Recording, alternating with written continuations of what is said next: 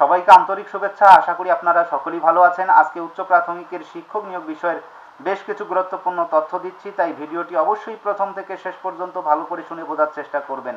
আপনারা সকলেই জানেন উচ্চ প্রাথমিকের শিক্ষক নিয়োগের ক্ষেত্রে সবথেকে মহা যে শক্তি একটা ছিল, মামলা ছিল ম্যাট 638, তার কিন্তু নিষ্পত্তি হয়েছিল মহামান্য কলকাতা হাইকোর্টে, এবং সেই মহামান্য কলকাতা হাইকোর্টের রায়কে চ্যালেঞ্জ করে বেশ কিছু চাকরি প্রার্থী তারা কিন্তু এসএলপি দায়ের করেছে সুপ্রিম কোর্টে, অর্থাৎ মহামান্য কলকাতা হাইকোর্টের রায়কে চ্যালেঞ্জ করে সুপ্রিম কোর্টে গিয়েছে, এবং সেই মামলার কিন্তু আজকে হিয়ারিং হলো।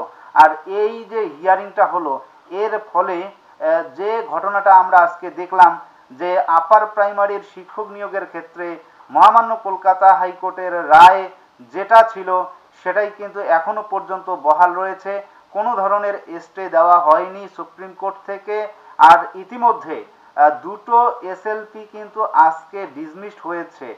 যে দুটো এসএলপির মূল বক্তব্য ছিল যে নম্বর বাড়া কমার একটা বিষয় ছিল, আপনারা সকলেই জানেন রিএভালুয়েশনের ব্যাপারটা, তো সেই হিসাবেই কিন্তু আজকে আর্গুমেন্ট করা হয়েছিল অ্যাডভোকেট মারফত।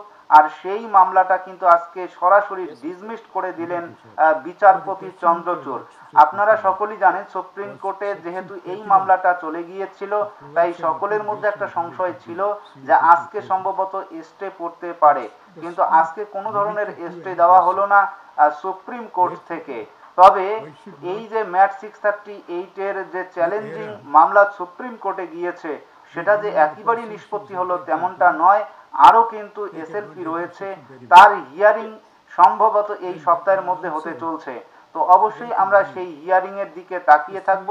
তবে এই মুহূর্তে গুরুত্বপূর্ণ যেটা বিষয় আপনারা হয়তো ইতিমধ্যে শুনেছেন যে আপার প্রাইমারির সব থেকে মহা গুরুত্বপূর্ণ মামলা ম্যাট 638 এর যে হিয়ারিং মহামান্য সুপ্রিম কোর্টে হয়েছে, এবং সেখানে দুটো এসএলপি ডিসমিসড করা হয়েছে, এবং আরও বেশ কয়েকটি এসএলপি আছে, সেগুলো কিন্তু নিষ্পত্তি হবে আশা রাখি। তবে স্টে আসেনি, সেজন্যই কিন্তু উচ্চ প্রাথমিকের যে সমস্ত কাউন্সিলিংরত প্রার্থী রয়েছেন তারা কিন্তু একটু আনন্দিত, কেননা একদিকে সুপ্রিম কোর্টে যেহেতু স্টে আসলো না, তাই এখন আর কোনো ধরনের বাধা থাকছে না। আগামী কালকে অর্থাৎ 25 তারিখে যে লিস্ট বের করবে, কাউন্সিলিং লিস্ট বের করবে এসএসসি, তাতে কোনো ধরনের আপাতত বাধা থাকছে না।